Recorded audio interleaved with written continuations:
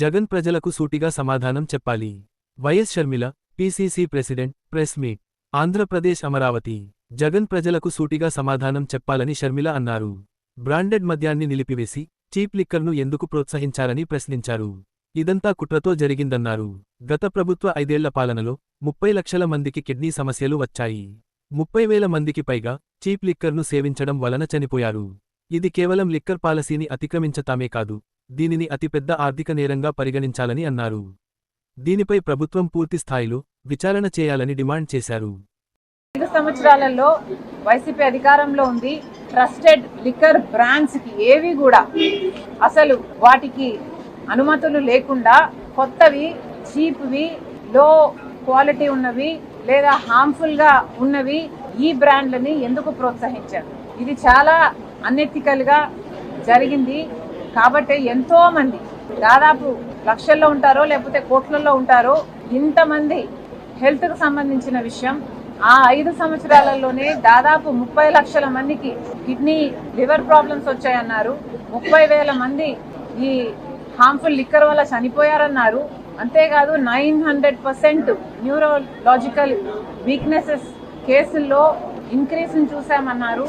ఇలాంటి 1 కాదు 2 కాదు, ఎన్నో రకాలుగా ఈ ట్రస్టెడ్ లిక్కర్ బ్రాండ్స్ ని అనుమతించకపోగా చీప్ లిక్కర్ ని, లో గ్రేడ్ లిక్కర్ ని, హార్మ్ఫుల్ లిక్కర్ ని మాత్రమే సరఫరా చేయడంతో లక్షల్లో, కోట్లలో ఇది ఎఫెక్ట్ అయింది. అంత జనాభాకి ఇది ఎఫెక్ట్ అయింది. కాబట్టి ఎంక్వైరీ జరగాలి అంటే దాని మీద కూడా జరగాలి. వీటికి అన్నిటికీ ఎవరు బాధ్యులు? సమాధానాలు ప్రజల ముందు పెట్టాలి. అందుకే చెప్తున్నాము, చిట్టైనా చంద్రబాబు గారైనా వీటికి కూడా సమాధానాలు వెతకాల్సిన అవసరం ఉంది. మీరు డిస్టరీస్ దగ్గర మొదలు పెట్టారు, బానే ఉంది. కానీ ఈ నాన్ డ్యూటీ పేడ్ లిక్కర్ ఎంత అమ్మారు? ఆంధ్ర రాష్ట్రంలో మద్యం స్కామ్ జరిగింది. అది డిస్టిలరీస్ మ్యానుఫ్యాక్చరింగ్ దగ్గర నుంచి ఆఖరి కన్జ్యూమర్ సేల్స్ వరకు కూడా ఈ అవినీతి జరిగింది అన్నది చాలా స్పష్టంగా అర్థమవుతుంది. ఎందుకంటే ప్రపంచంలో ఎక్కడా లేని విధంగా ఈ డిజిటల్ యుగంలో కూడా ఓన్లీ క్యాష్ పద్ధతుల్లో అమ్మకాలు జరిపింది కేవలం ఒక్క ఆంధ్ర రాష్ట్రంలో మాత్రమే అనుకుంటారు.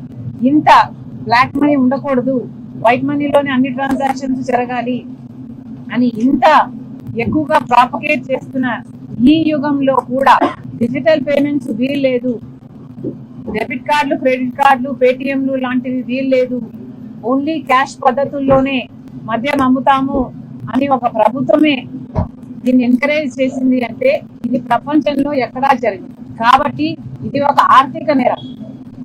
ఇది అంతకంటే పెద్ద నేరం. 3,500 కోట్ల రూపాయలు కమిషన్లు తీసుకున్నారు అని మీరు చెప్తున్నారు. కానీ అంతకంటే పెద్ద నేరం ఏమిటంటే ఓన్లీ క్యాష్ పద్ధతుల్లో మద్యం అమ్మకాలు జరిగాయి అంటే నాన్ డ్యూటీ పేడ్ లిక్కర్ కోసమే ఇదంతా జరిగింది. అంటే డ్యూటీని ఎగ్గొట్టడానికి నాన్ డ్యూటీ పేడ్ లిక్కర్ ని ప్రోత్సహిస్తేనే వాళ్ళకు ముడుపులు వస్తాయి. కాబట్టి క్యాష్ పద్ధతుల్లో ట్రాన్సాక్షన్ జరగాలి అన్న మాట చాలా స్పష్టంగా కనిపిస్తుంది. కాబట్టి ఎంక్వైరీ జరగాలి అంటే దాని మీద జరగాలి. Get your personal loan today through BSK associates. యువ భారత్ టీవీ నందు మీ పర్సనల్ ఇంటర్వ్యూ మరియు వ్యాపార ప్రకటనల కొరకు ఈ నెంబర్ని సంప్రదించండి. వీక్షకులకు ధన్యవాదాలు.